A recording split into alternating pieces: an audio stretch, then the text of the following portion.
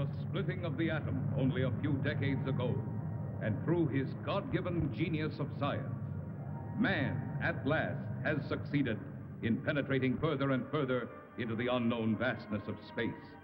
The moon has become the launching base for advanced exploration.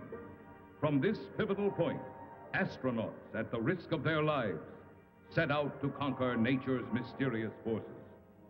Yet many questions remained unanswered. What is his Earth in relation to the inconceivable number of other worlds? Is his speed truly the fastest, his achievements the greatest?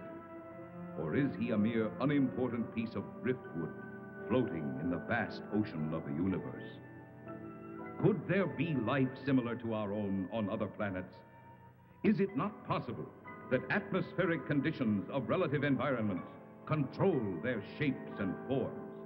If so, would they be giants? Or could perhaps the opposite be true? Could their intellect have reached a scientific level far above man's dreams? What then will the future reveal if this story you are about to witness is only the beginning?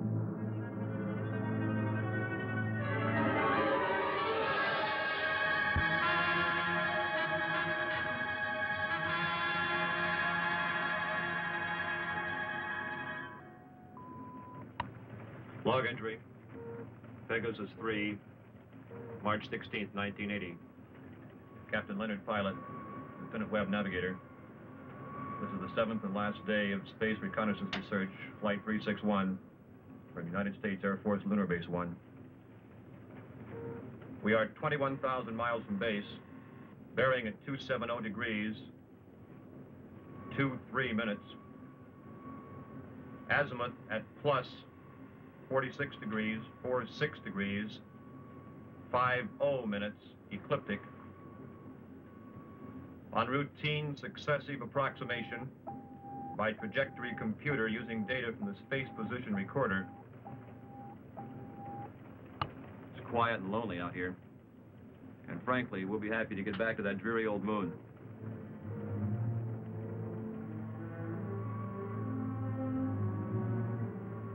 We're almost a degree off trajectory, Captain. Equipment check's okay. Must be an outside acceleration force.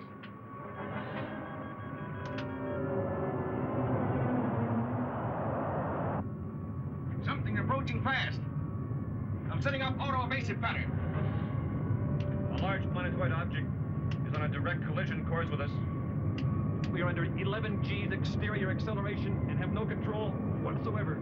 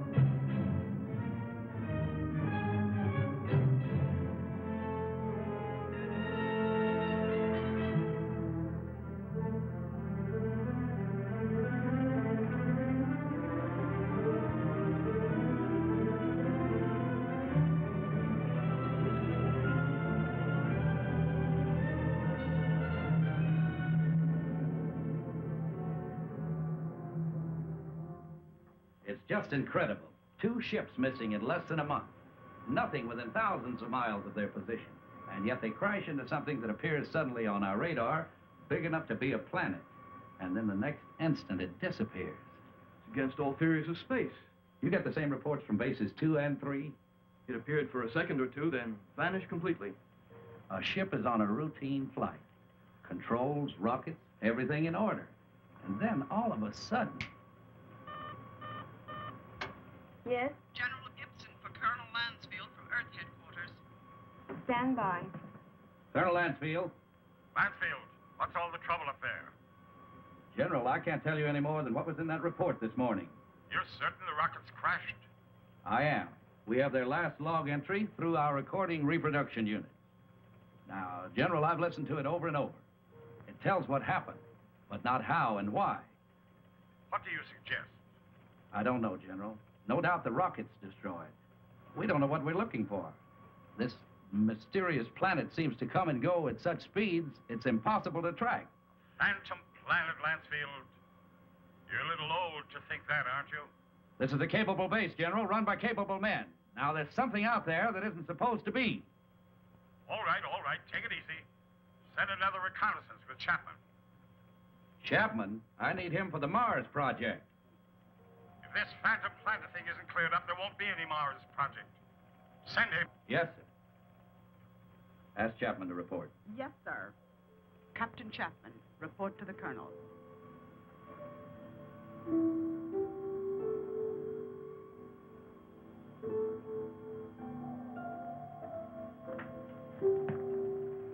Sir, I've been testing the pressure equipment for the Mars project. Forget about that now, Chapman. You leave tomorrow morning. The General wants someone with your experience. I don't know whether to feel flattered or not. What exactly will I be looking for? A floating space monster? This is no joke, Frank. I wish it were. Sorry, sir. You know how rumors move around the space. Well, it's one of the things we hope that you'll dispel. Well, you're the Colonel. I'll take a crack at anything once.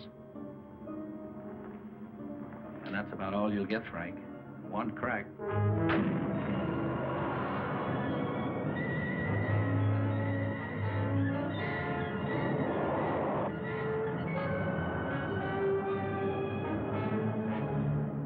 18,000 miles out at 270 degrees azimuth and 47 degrees ecliptic. Speed, 4.6 miles per second. Check. Computer guidance on. Stability course on. Direction of rocket's port off. Direction of rocket starboard off. Set to automatic. Check. That does it, Captain. We can relax a bit now. Takeoff's always the same. My heart pounds like a sledgehammer. Yeah, mine too. How about the screen? Never fails to fascinate me from up here. You know, Captain, every year of my life, I grow more and more convinced that the wisest and best is to fix our attention on the good and on the beautiful. If you'll just take the time to look at it. You're some guy, McCona. Lunar Base 1 to Pegasus 4. Lunar Base 1 to Pegasus 4. Can you read me? This is Pegasus 4 to Lunar Base 1. This is Lieutenant McConan. Colonel Lansfield for Captain Chapman. Chapman standing by. Anything out there, Frank? Nothing, Colonel. It's almost too quiet. Well, keep alert. And don't waver off your course 1 degree, unless you think you're on to something. And if you do get onto something, report at once. Yes, sir. Pegasus 4 to Lunar Base 1. Over. Out. I hope whatever was out there is gone now.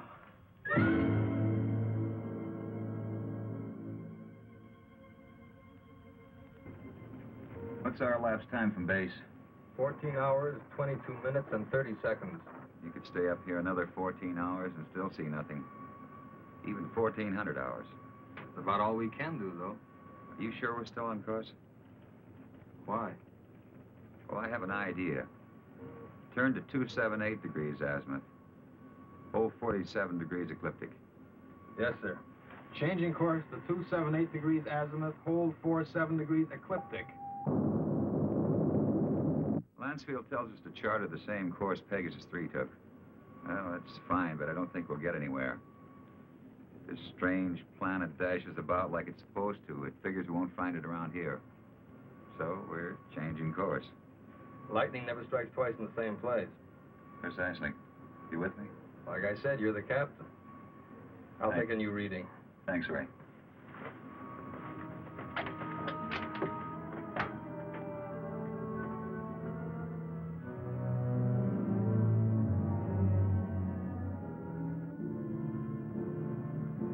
You could go nuts out here just waiting for something to happen. You seem pretty much at ease. Well, I figure it's just the same as fishing. Gotta be patient and wait.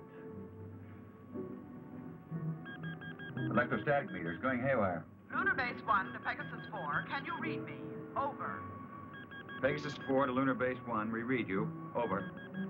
You are completely off course, Pegasus 4. Check your position immediately. E-computer and spectrometer out. Pegasus 4 to Lunar Base 1. We are aware of being off course. Cannot explain at present. We are entering a heavy magnetic field. Several instruments are out, and I'm afraid others are going. Give us our exact position. Over. Pegasus 4, you're... Cannot hear you, Lunar Base 1. Over. Changing to the manual control. Meteor.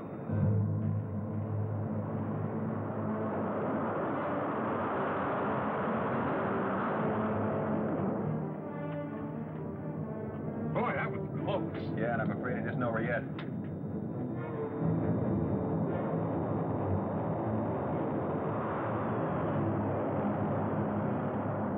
We're on a semi-closing course with them. Screen 1's fading fast. What about the infrared detector?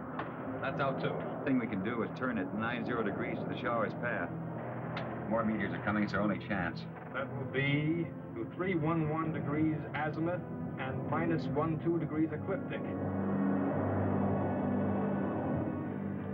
Here they come. This is it.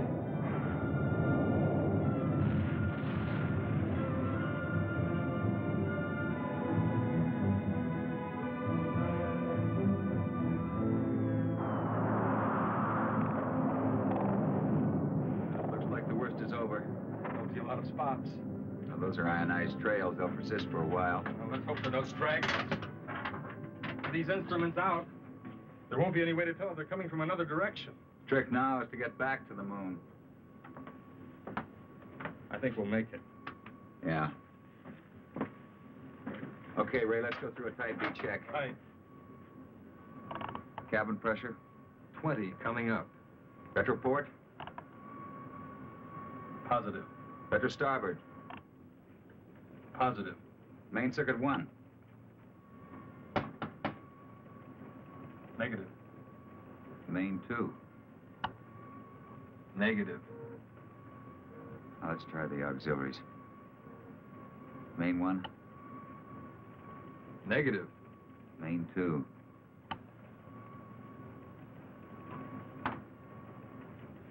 That's not in the circuits. You know, the meteors must have smacked into the propulsion elements. Our feed lines. Yeah, we're lucky. Well, there's only one way to find out. Looks like it. You know, there's one thing sure. What's that? They knew what they were doing when they forced us to go through those space drills dozens of times. If I remember correctly, you had a different opinion. Hey, don't rub it in.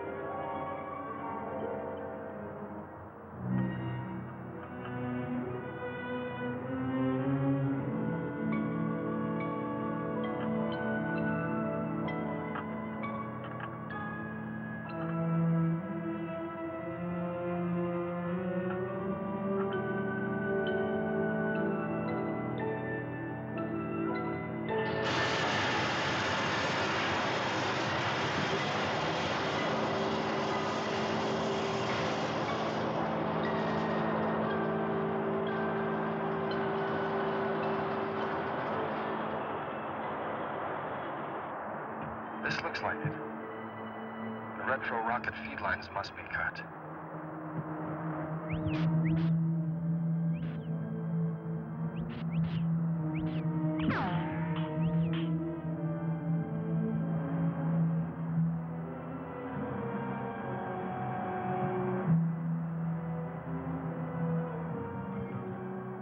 Frank, your airline's broken. Frank!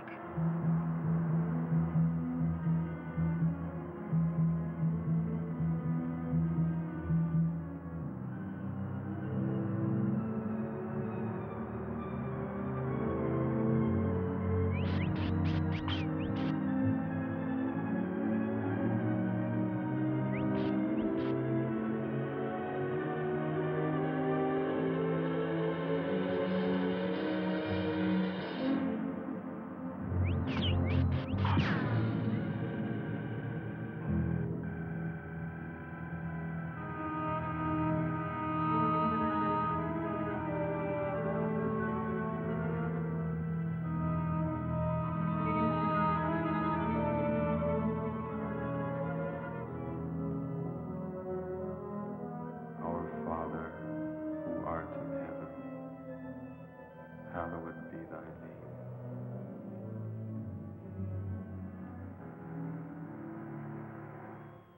With all respect to the Colonel, sir, I don't think it's any use. Keep working that radar and keep working it until we locate Chapman. Yes, sir. He's got to be out there somewhere. He just has to be.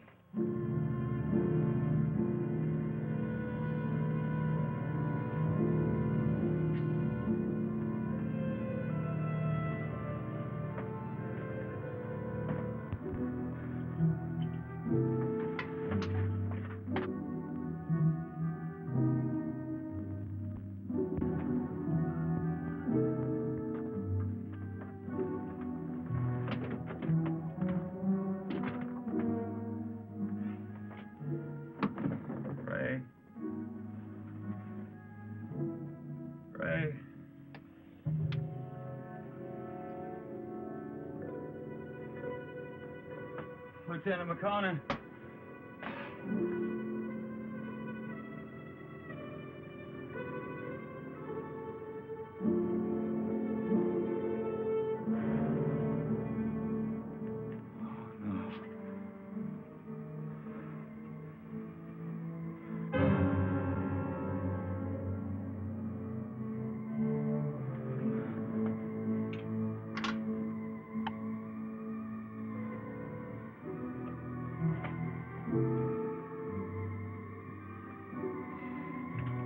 Captain Frank Chapman, pilot, Pegasus 4. My ship is being drawn toward an asteroid. Instruments completely out of operation.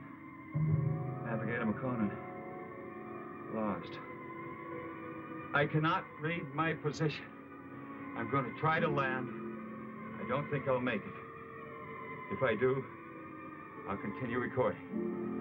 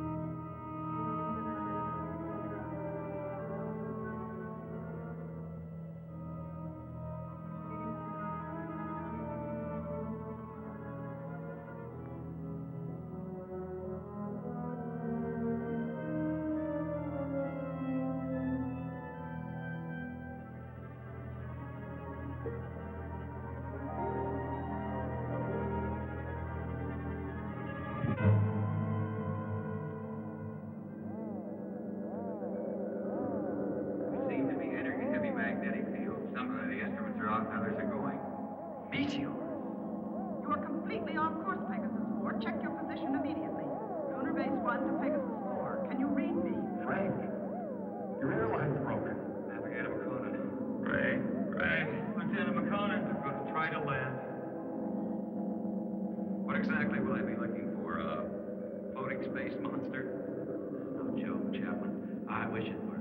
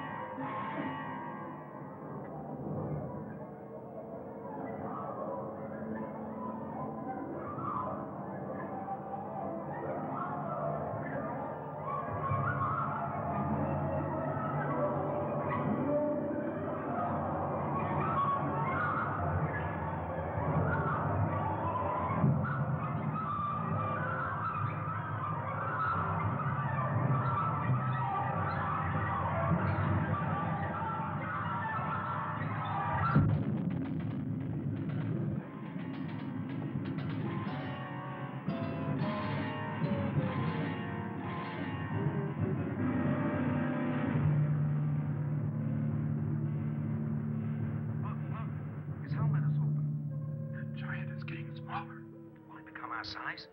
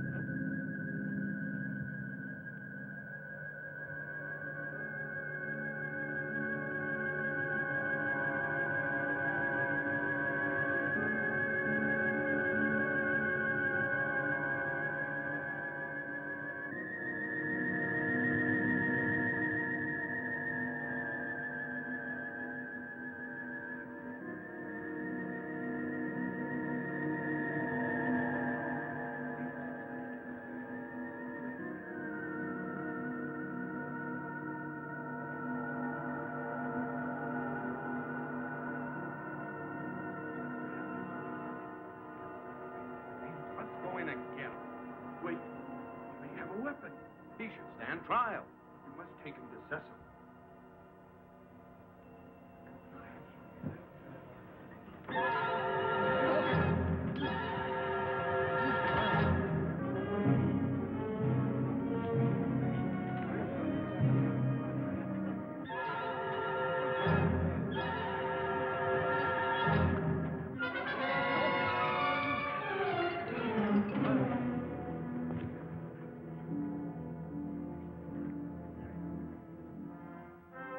We will begin the trial. Yes, Cecil.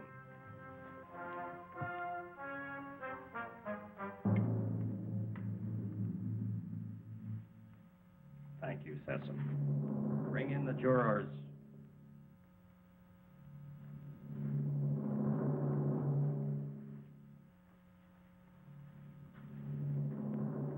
Will Ipsilata step forward?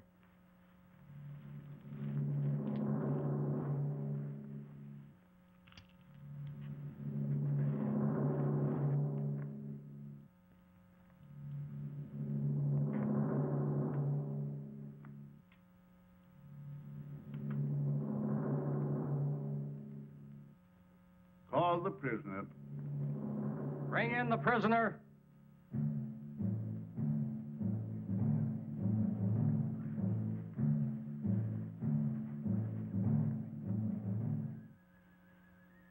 Stand here, in front of our leader and our judge. Is the prisoner from another world ready to hear the charges against him? Charges? What charges? I will ask the questions. Are you ready to stand trial? It seems I have no choice. First, I want to know what I'm charged with.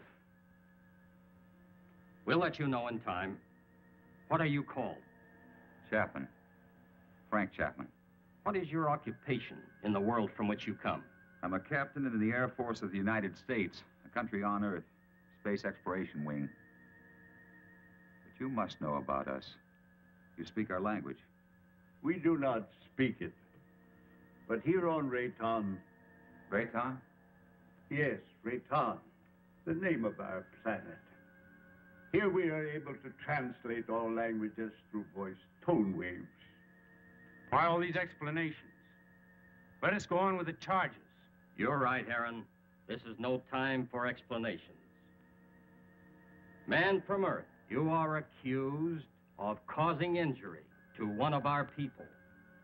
I thought I was being attacked, and I defended myself. I didn't want to come to your world. I lost control of my ship. It was like being pulled toward your planet by an enormous gravitational force. You were, when you came into our path of travel. Path of travel. Phantom Planet. We managed just in time to control your landing by releasing the pressure in our space warp. I don't understand. There are many things you will not understand here. Maybe in time you shall. In time? That is correct. The jury will now vote and find you guilty or not guilty for inflicting injury on a Rayton man.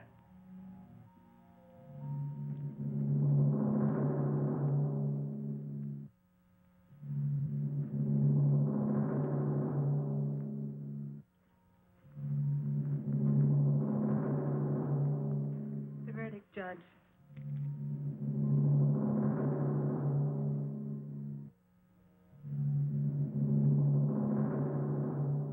I find you guilty as charged. You are now a free subject of Rayton. The jury is dismissed. That is all. You are now a free subject of Rayton. That is not all. Listen, I don't know what kind of a place this is, but you must have some kind of law here. This planet pulled me to it.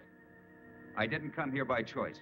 But being here, you cannot be permitted to leave. We must keep our security at any cost. So, I must pronounce you guilty. No penalties will be lodged against you. But you must become a subject of Rayton. Trial is concluded. Nothing is concluded. What is this? First I'm found guilty of something that's not my fault, and then I'm set free. Well, free to go where? Back to my world 6 inches tall? Don't worry. No harm will come to you. I'm Liara, Sesam's daughter. I'll show you to your quarters. Well, come. We'll talk on the way.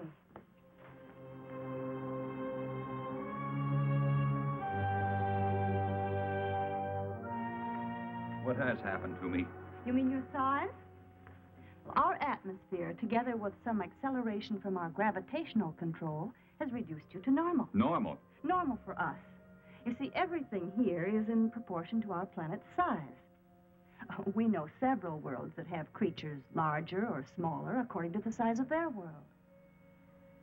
Do you feel any different? No, but it's not exactly funny to think that someone on Earth could carry me about in their pocket. Oh, that would never happen. The oxygen in your atmosphere would restore you immediately to your regular size.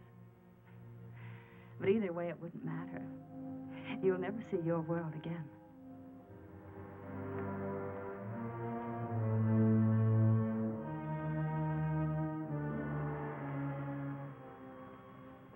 Nothing yet. No, sir. No contact for 2 days.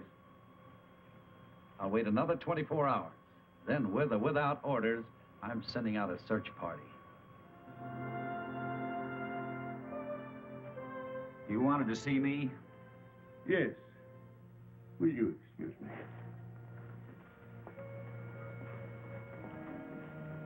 We must talk about your future. Your future on Rayton. My future on Rayton? I want to talk about getting back to my world, back to Earth. I'm afraid that is impossible. You might as well accept your fate of being one of us. Being one of us, you must be productive in one way or another. Well, what is it you want me to do? You must help us to keep spaceships from your world from landing here. But that's my only hope of getting back.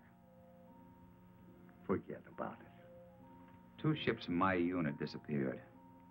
Did they crash here? Unfortunately, yes.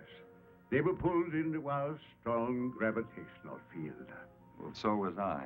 Yes, but luckily we were aware of your approach and lowered the power on our gravity field. I don't get it. In many ways, you're hundreds of years ahead of our science. Yet you live in such a primitive manner. It may not be as odd as it seems. It's true that our technology may be much further advanced than yours, but then a strange thing happened. Well, what was that? We had machines do all our work. People on Rayton became completely free of all labor, practically of all responsibilities. Our people became soft and lazy. They did not know how to cope with their free time. They started to fight amongst themselves. That's very interesting. Many people on Earth are beginning to face the same problem. Too much free time, too little work. Problem not at all unique in the history of the universe. Well, what happened on Rayton? Our forefathers then made a wise decision. They returned to, as you say, our primitive ways. The Raytons again had to toil for their living. They became much stronger, much happier, much more valuable. But you didn't forsake all of your scientific achievements. No, we retained the secret of the gravity control for our survival in space, and the secret of our food production for our survival on this barren planet. You sacrificed advancement for this. Sessom rules us, and we are content. Now, can't we get on with this, Sessom? Aaron is hasty. We all are. Our lives have been changed so much. I would like you to become acquainted with our ways. Later, you may choose a wife. With Liara or Zeta. Zeta cannot speak, but she is a fine woman. Well, between the two, it would be difficult to make a choice. It is no problem. You may take your time, but once you've made your choice, remember, it must not be taken lightly. You must be hungry. Come with me. Liara. Go now and learn our ways, and perhaps you may help us with our problems. You can decide about this later. Now you need to eat and rest.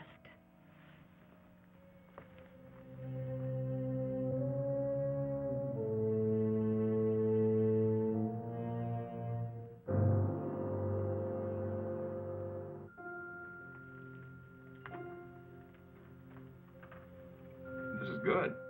What is it? Well, I think it's the equivalent of your breadfruit. We made it chemically for you since nothing grows here on this planet. Oh, here. Drink this. It's good for you and it'll help to make you rest. You need it. You say nothing grows here. Well, then how do you exist? Well, our bodies are so constructed that we need very little food because of the air we breathe. Feeling better now? I hope so. Yes. But I'd like to get out of here. You're a strange one, Frenchman. I'm a strange one. What about everybody else? And don't call me Frank Chapman. My name is Frank Chapman. 2 words. Yes. Frank Chapman. Oh, I'm Sorry, I didn't mean to be so rough. It's just that, well, this is so new to me. You know what I'd like to do if I had a choice? What? I'd like to return to my ship. Well, that's impossible. Then you see, I'm still a prisoner. Not at all. You're free to go anywhere here on Rayton. Except to my ship. Your rocket is no longer on this planet. It was sent off last night while you were sleeping.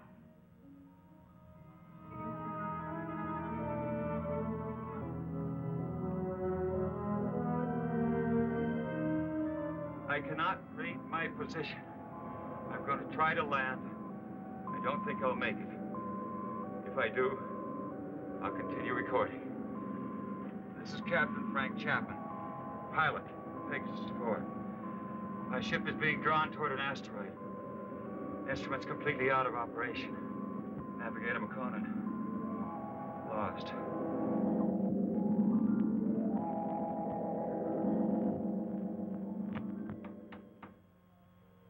Sir, unidentified object on screen. This must be Chapman's ship, Colonel. Certainly has all the indications and all the characteristics of a spaceship. And no other unit of ours is scheduled for flight in this area. Any contact? None, Colonel. Just static. His auto-emergency transmitter should be on full blast. I'm tuned to all Pegasus frequencies, sir. So are the automatic relays on Earth. Good. This must be Chapman's ship. What else can it be? Captain Beecher and Lieutenant White are to report to the briefing room immediately and stand by for takeoff. Now report immediately any news or anything unusual on your radio and radar relays. Yes, Colonel.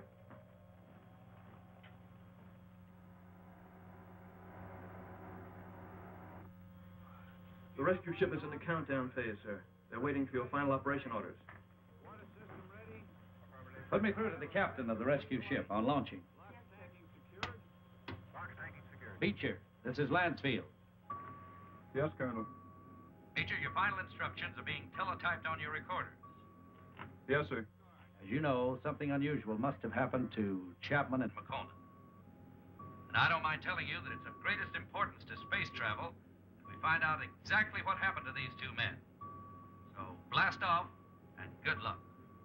We'll do our best, Colonel.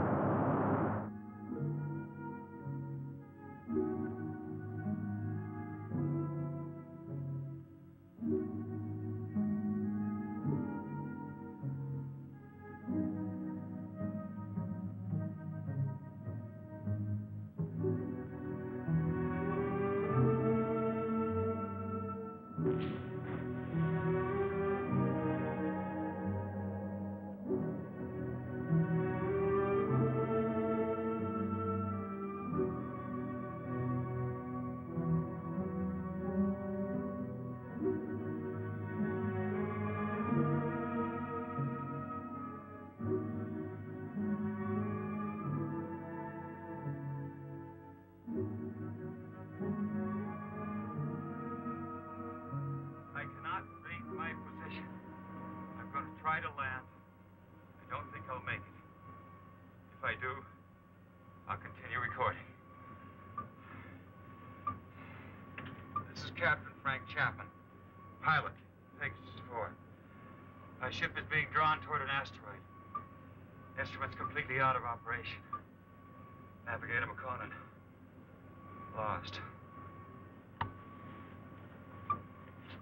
Pegasus 4 to Lunar Base 1. Pegasus 4 to Lunar Base 1. This is Captain Beecher, over. Lunar Base 1 to Pegasus 4. We read you, Captain Beecher. Good work. Stand by for Colonel Lansfield. Beecher, how are they? They're not. I mean, there's no one on board. There isn't a sign of life. Two men just don't get up and walk off a rocket in the middle of space? No, sir. Then what the devil? Chapman recorded a final message, sir, but it doesn't make sense. Our repro units are picking it up. We're examining it. Can you bring her in? I'll have to check out the instruments, but I think so. All right, give it a try. White can bring your ship in. Yes, sir. And Beecher. Yes, sir. Good luck.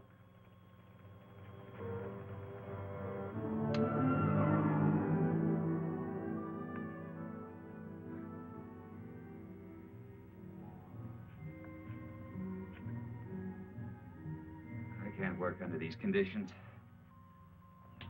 I must know more about the directional flight machine. When the time comes. Well, the time has come. I want to speak to Sesson. And right now. Very well.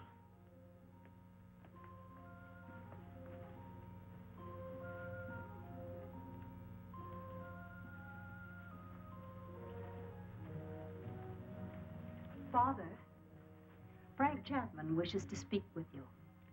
Do you want to talk about Liara?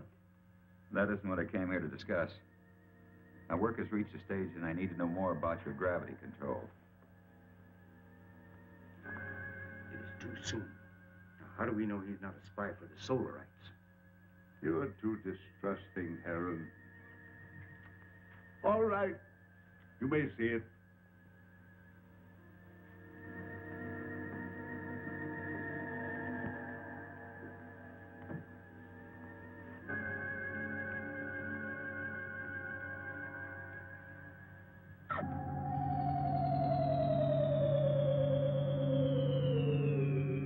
Incredible.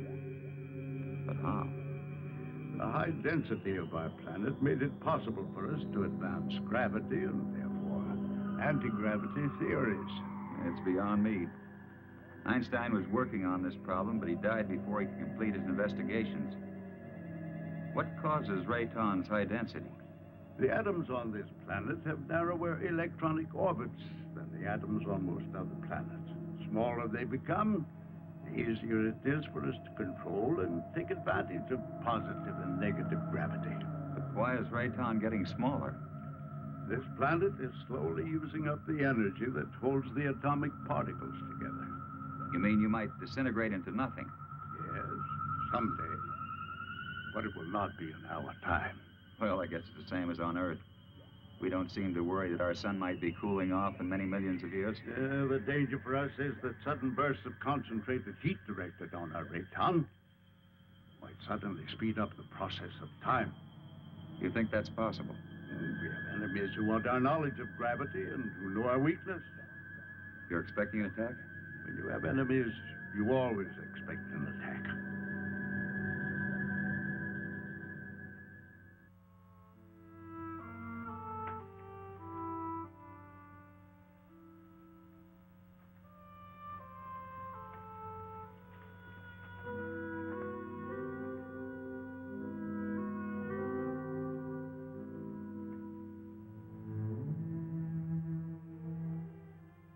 Hello.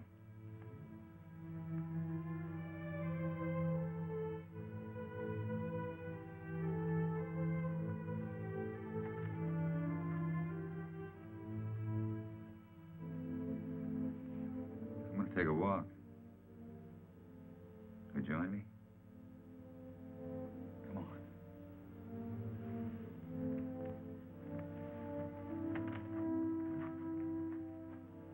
You know, this is the first time I've had a chance to talk to you alone.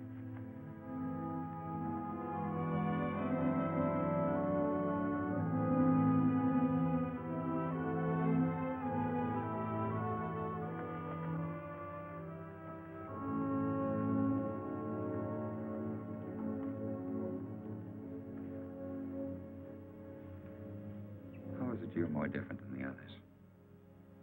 I don't mean you're sour inside. I mean, you're warmer, more sensitive. That wasn't really a question, because I know you can't answer. I just wanted you to know how I feel. It's a strange world.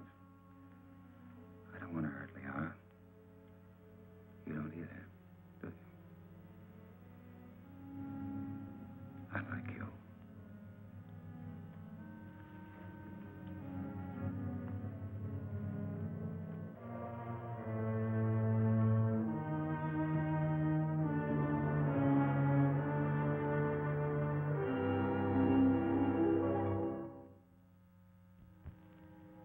I have charges to make against the Earthman Chapman. He is imposing himself both on Liara, your daughter, and the mute girl Zeta. Now, this is an insult to Liara. You know I love her. And a direct insult to me. I am asking, rather, I am demanding your permission to challenge him to the duel.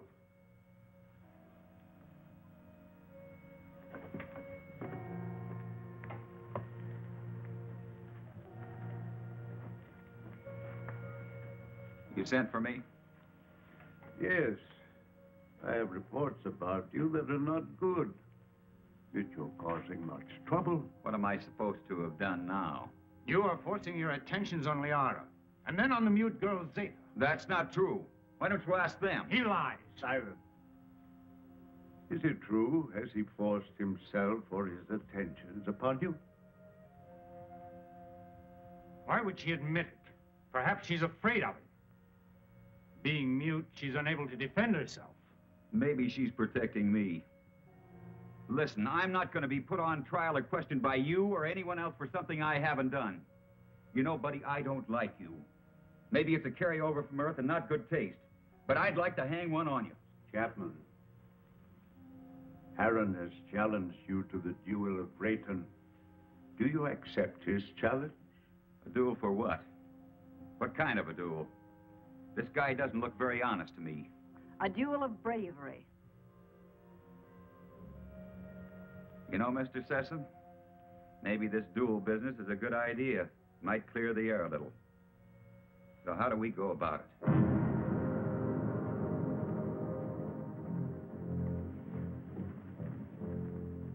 Harron, you know the rules for the duel of Rayton. But for him, I'll have to explain and show the results. Chapman, come here. Those are gravity plates that we've had placed here. Their intensity is so high that any object or any person placed on any one of them would immediately disintegrate. Here, let me show you.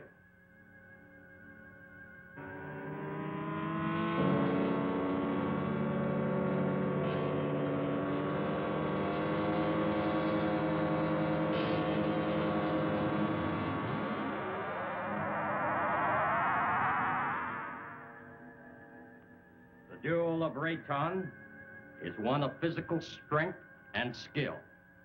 You will use this rod and attempt to push your opponent on top of one of the gravity plates. You saw what happened to the rock.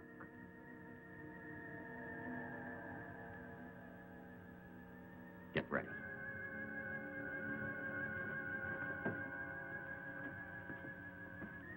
Put the combat rod in position.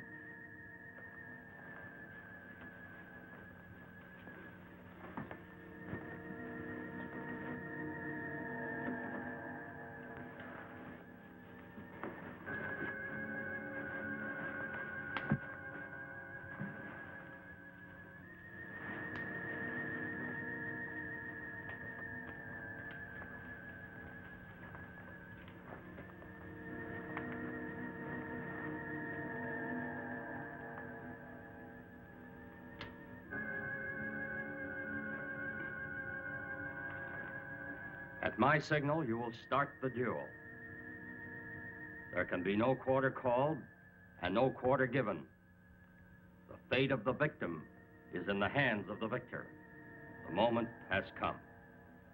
At my light signal, you will proceed.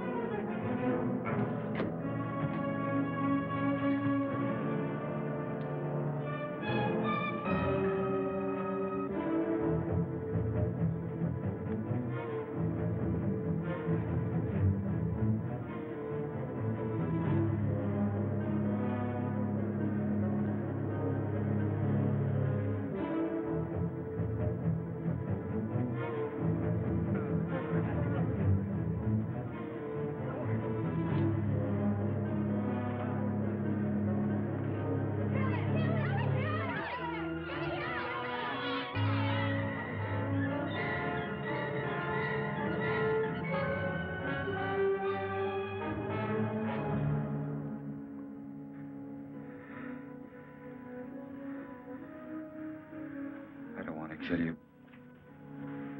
I never did.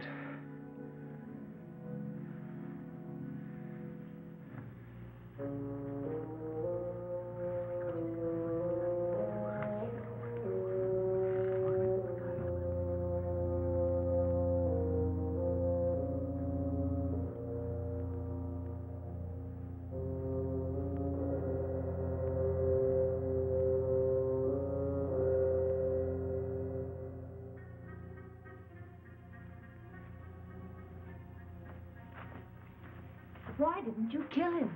I didn't want to. I don't believe in it. In this case, killing him would have accomplished nothing. But Heron wouldn't have shown you mercy. He'd have killed you because he wants me. But I don't love him. I love you. If you'd felt anything for either one of us, you could have stopped this duel. What? You know what I think? I think you were waiting to see which one of us won and then take the one that was left over. Why? No, Liara, I don't love you.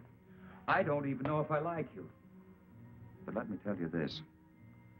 You can't make someone love you. It's got to come naturally. You can't force it, you can't command it. If you do that, you'll never find it. Oh, this whole thing is like a nightmare to me. I miss my people. Well, I've got to make some attempt to get back. And if you feel anything for me, you'll try to help me. Well, perhaps you're right.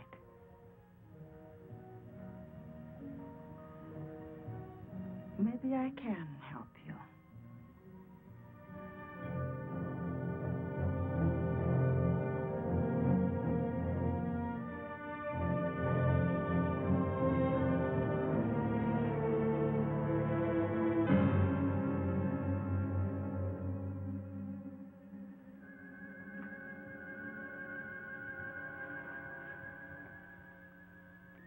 As you said, I don't want to kill you. No, I think I could understand your somewhat quaint language if I were on your earth a little. Well, why don't you kill me? You didn't kill me. You had the chance. Well, what about the knife? This isn't exactly what I'd call a friendly visit.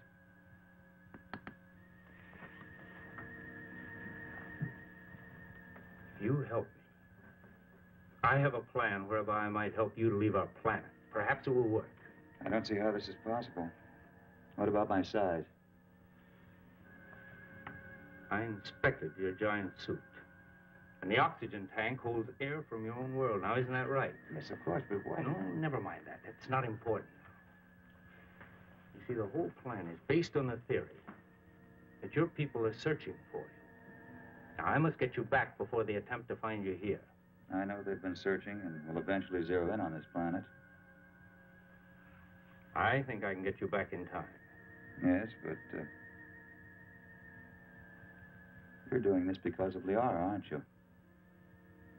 Yes, I am. I'm in love with her. I don't think she loves me yet, but perhaps with you gone, she will see things in a more realistic light in time. Well, how can we get my suit into the open? I have some men I can trust. Assassin? No. You must never know. Otherwise, we both will be put to death. 2 nights a week, I'm alone. In complete charge of the Master Control Center. Can one man handle it? Yes. And on one of those nights in the near future, while Sesame is sleeping, I will maneuver Raytown within a distance of your Earth's moon. You think they'll be able to see us? Precisely. They will investigate and find you.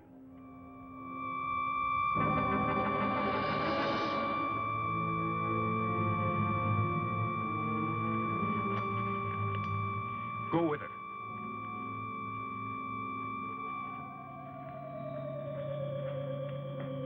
What is this? What's happening? The siren means we're being attacked. Attacked by whom? Attacked by whom? The Solarites. We've been here too long. They've discovered our position. Who are the Solarites? I've no time to explain. I must help Sesame. What will this do to our plans? We must fight this off or no one will have any plans. Is everyone underground? Yes. Let me go.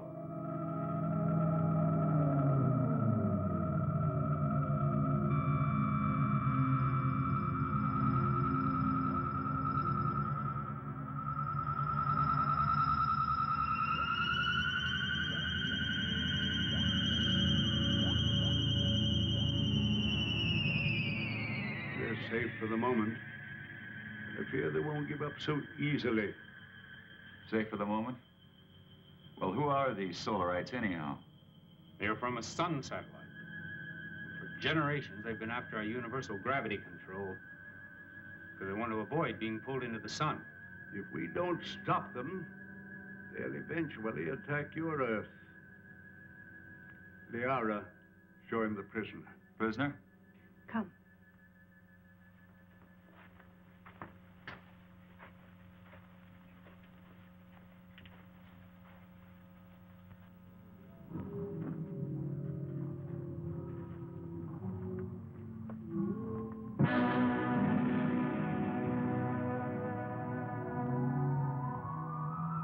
That's a Solarite. Yes. He was captured during the last war. The only one of their monsters that didn't die in the attack. When did this attack take place? Several years ago, when Zatha was a little girl. That's when she lost her voice. What makes those rocks disintegrate? It's as if they were hitting some invisible wall. That's exactly what it is. The monster is so strong that he can smash any ordinary structure. Now, what you call an invisible wall is really another way that we use our gravitational control. Now, by using a high magnetic field, we can lock molecules so closely together that they form a solid wall. Make a big hit at MIT. Where? One of Earth's more advanced centers of learning. I only hope your wall will hold him in check. Yes. He could kill us all if he escaped. Life on other planets. We were always wondering if ours was the only one so blessed. There are many inhabited worlds, but only these fire people bother us.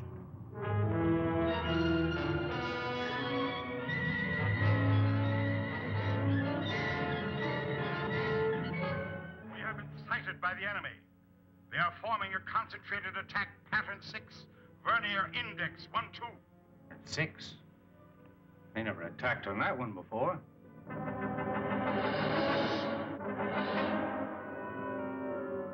What are we going to do? We must try to break up the attack.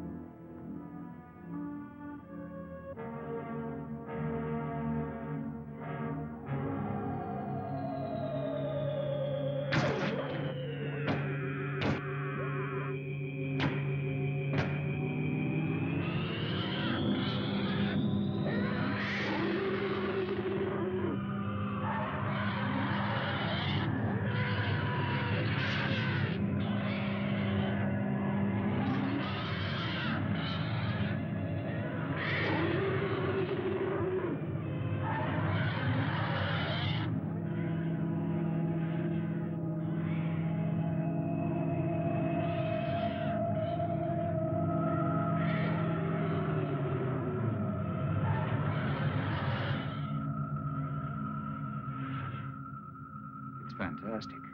We can do one of two things. Outrun them or fight them. Well, breaking up a formation is one thing, but how can you fight them? Do you have a chance? We have to settle that once and for all. Living in constant danger isn't worthy of us. But don't forget, we still have the gravity control. The greatest danger to us is the high-intensity heat bomb. That's right.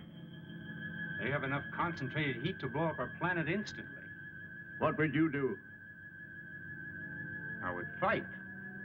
And you? Fight. Right. That's exactly my decision. Prepare for battle. Sharp acceleration for attack position.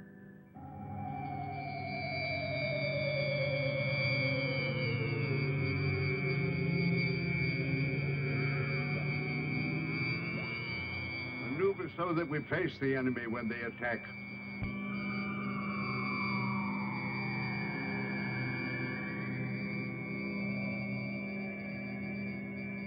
Aaron, Alert our units to be ready for frontal attack. All units, prepare for frontal attack.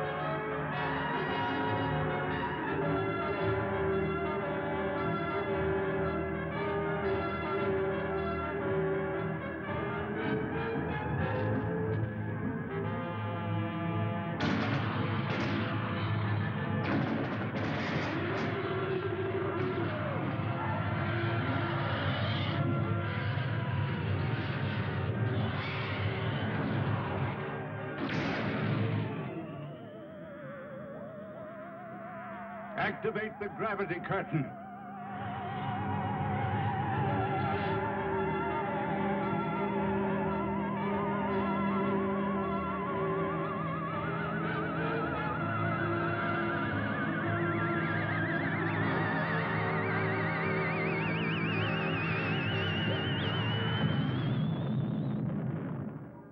Oh, it was a magnificent victory. But I'm deeply plagued with regret when I'm forced to destroy. If it wasn't them, it would have been you. Perhaps you are right. You're wise, Chapman. One day you and Harold will lead our people. Well, I'm honored and grateful, I but... will teach him all he needs to know.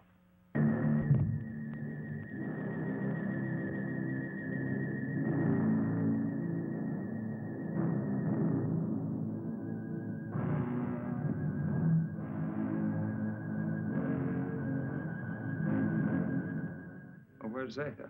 She went to sleep early. Sleep? I'm very tired. Perhaps the battle was too much of a strain on me. Good night. Good Sleep night, well, Father. Stefan.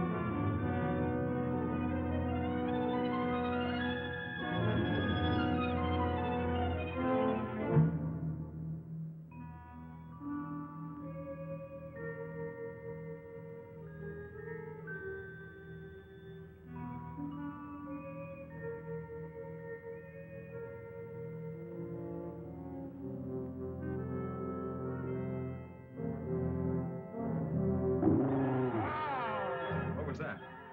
It's over there.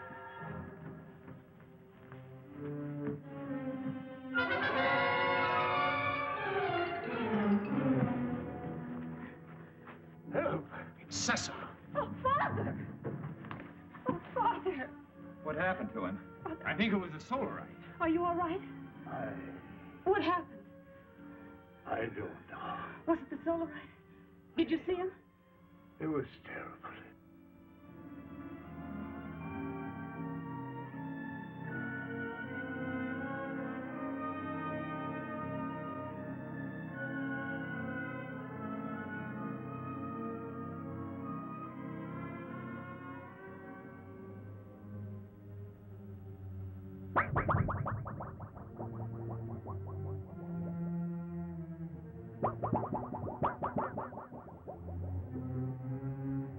I'm going to control room. No, you stay with Liara. Chapman, Yes? go through that corridor. It's shorter. Hi. But be careful. I'll be all right. Oh, Heron.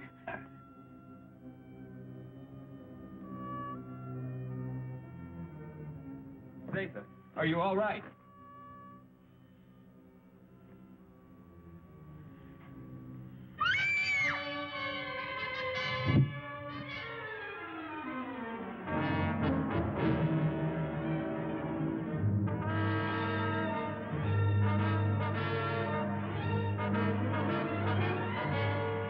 Hey, watch the plates.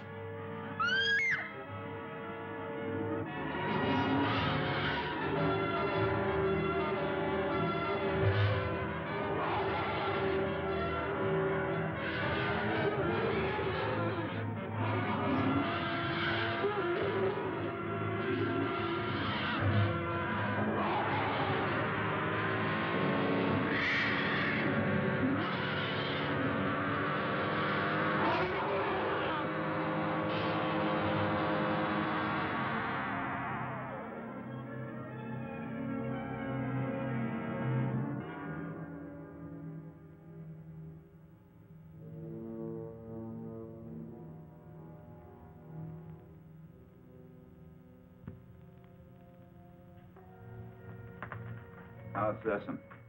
He will be all right. Liara's with him. I'm glad. You still wish to return to your world? Yes, but... Well, then tonight's the best time. See, the chaos of battle has brought us closer to your moon than we've ever been. It'll be a simple task to maneuver Rayton slowly and steadily even closer, and the risk will not be so great because the travel time will be short. And we'll be well within the range of Moon's radar. Yes, but we cannot go unnoticed. Now, as soon as we're within range of your moon, my men will carry your suit out into the open. Now, if your people come to investigate, we'll pull them into our gravity and direct their landing. Meanwhile, you will enter your suit, seal it up, so that you're not exposed to our atmosphere, and, well, the rest you know. Where shall I meet you? In the control chamber. Someone will come for you.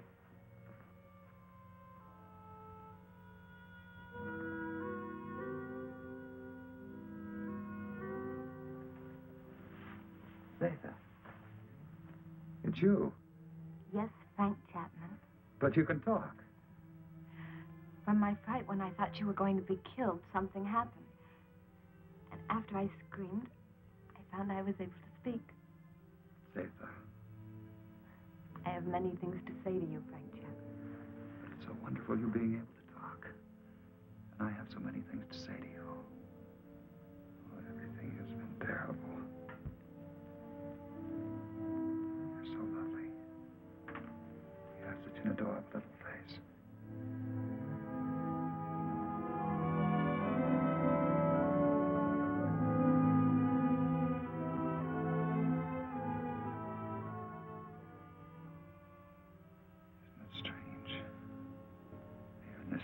I've found perhaps what I've been looking for all my life. And I must leave. Although everything within me wants to stay. It's my solemn duty to leave. You understand that, don't you? Frank Chapman, I've been in love with you since the first time I saw you. And I've never been able to speak a word of it until now. As I know, my love for you is so strong. So, I also know that you will leave. must leave.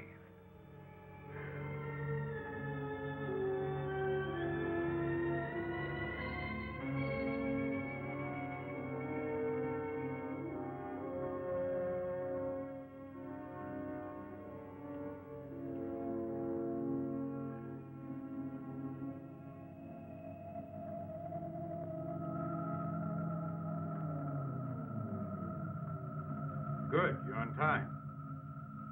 Here we go. Another hour and we shall be close enough for you to be found.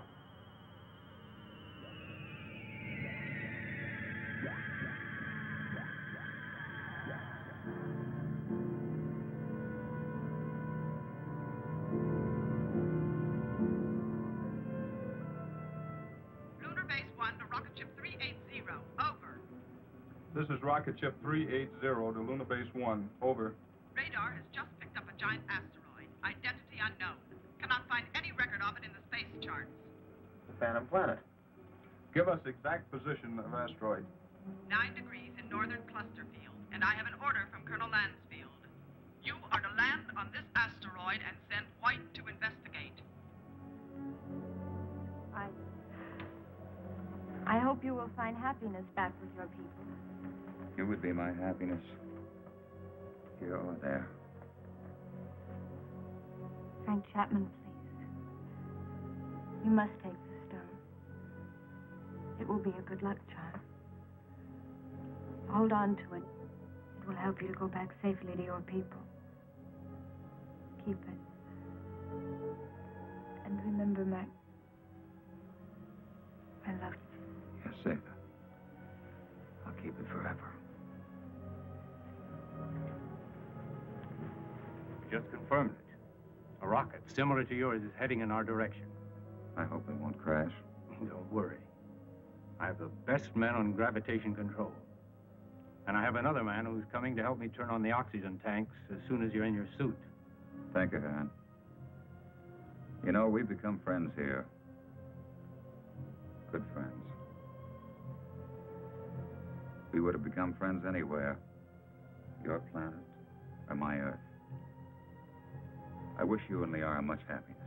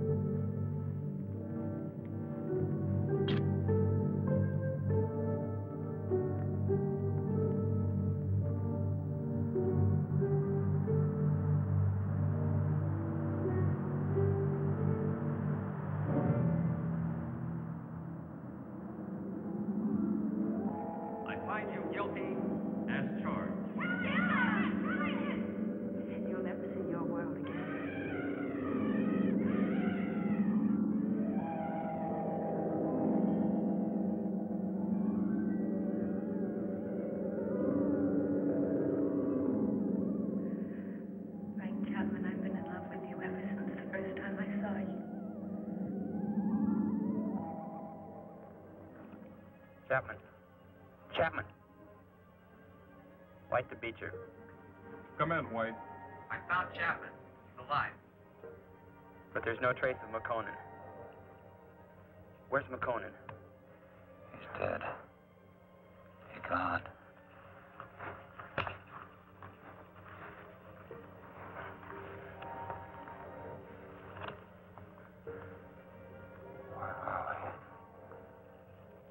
Where are they? Where are the others? Where's who? Zeta. What are you talking about? Say something. Helen. Come on, let's get back to the ship.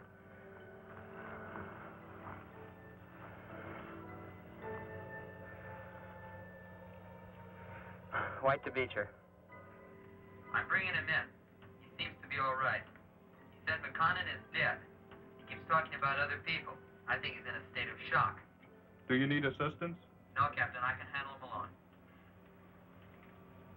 You know, Frank, you're a lucky guy. This is a wandering planet. Could have carried you anywhere. I'm sure glad we found you. Zeta. Where is she? What you need is a rest.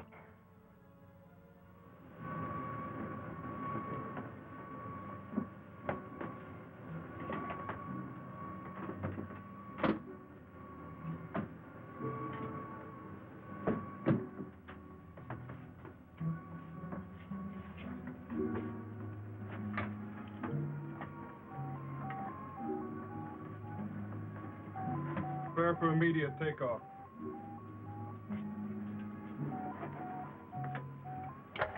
How do you feel, Chapman?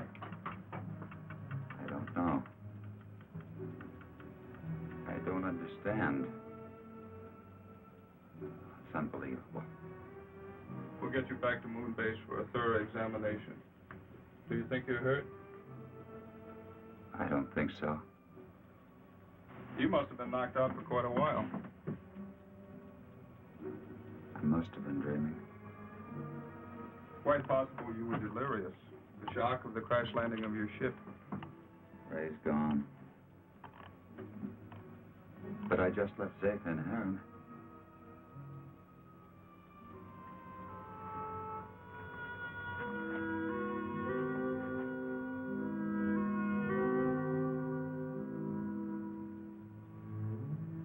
She had such an adorable little face.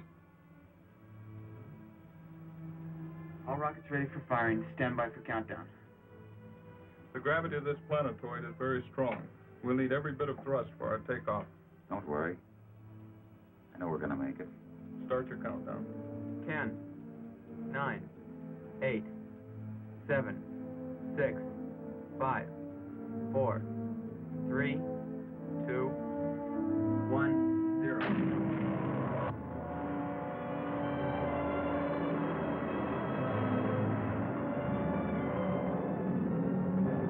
Power. Power off. Rear screen.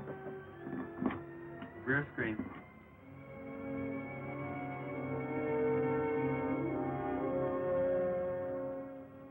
No, now they'll never believe me. Even with this, they'll never believe me.